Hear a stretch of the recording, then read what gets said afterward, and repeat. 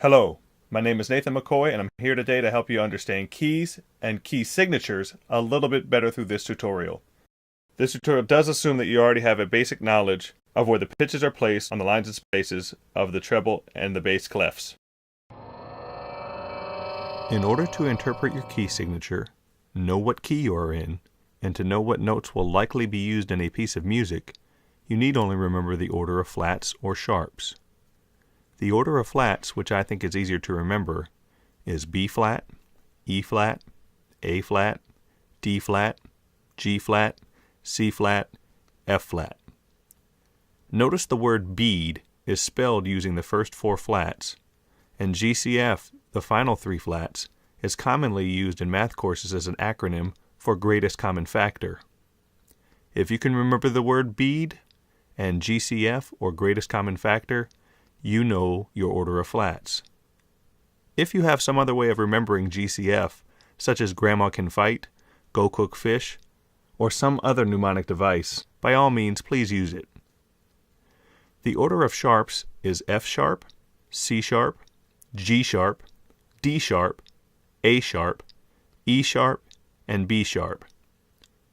Do you notice anything about the order of sharps with respect to the order of flats?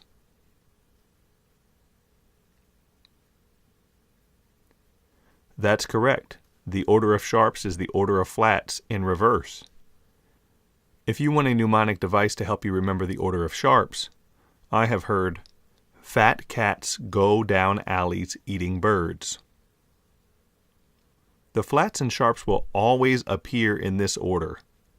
If you have a key with three flats, the flats in that key must be B flat, E flat, and A flat. Likewise, if you have a key with five sharps, the five sharps will always appear in order as F sharp, C sharp, G sharp, D sharp, and A sharp. If you follow a few simple rules using the order of sharps or flats, you will be able to determine the name of the major key. Knowing what major key you are in will help you to identify the major key's tonal center, or first scale degree, otherwise known as the tonic. In solfege, this note is referred to as Do. The flats and sharps of a key signature are strategically placed on the staff in all clefs. For this example, we will show the treble and bass clefs. The order of flats is B, E, A, D, G, C, and F. Notice that each flat symbol is placed on the corresponding line or space in its respective clef. The order of sharps is F, C, G, D, A, E, B. Notice that each sharp symbol is placed on the corresponding line or space in its respective clef. Keep in mind, however, that simply looking at a key signature on paper cannot tell you which mode you are in. Each key signature has up to 7 potential modes: the Ionian or major mode, Dorian, Phrygian, Lydian, Mixolydian, Aeolian or the minor mode, and Locrian. The two most common modes are the major or Ionian mode and the minor or Aeolian mode. How the notes function determine the mode. For this method, we will be determining the major mode. However many flats you have shown in the key signature, look to the second to last flat, and that is your key signature name, your tonic, or your Do. Let's consider the key of D flat. The key of D flat has 5 flats: B, E, A, D, G. The second to last flat that I named was D, the name of the key, D flat. You just must remember to add flat to the name of the key. There is one key, however, where this method seems not to work, and that is the key of F, which only has 1 flat. The flat in the key of F happens to be B flat.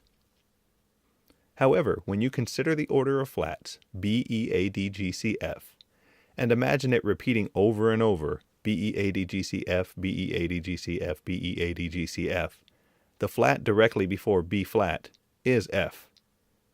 You must remember, however, that F does not have flat in its name. All of the flat keys have flat in their name, except for F. To determine your major key when dealing with sharp keys, consider your order of sharps, F, C, G, D, A, E, B, which is the order of flats in reverse. To determine your major key, go to the last sharp displayed in the key signature. From that sharp, go up 1/2 step to find your major key tonic, your do, or your tonal center. The half step, as a reminder, is the smallest interval between two notes in Western harmony. Half steps are usually represented by neighboring fingerings on a fingering chart. As an example, let's consider the key of E. The key of E has 4 sharps. They are F, C, G, and D. 1/2 step after D, which is the last sharp in the key of E, happens to be E, which is the name of the key that we are in.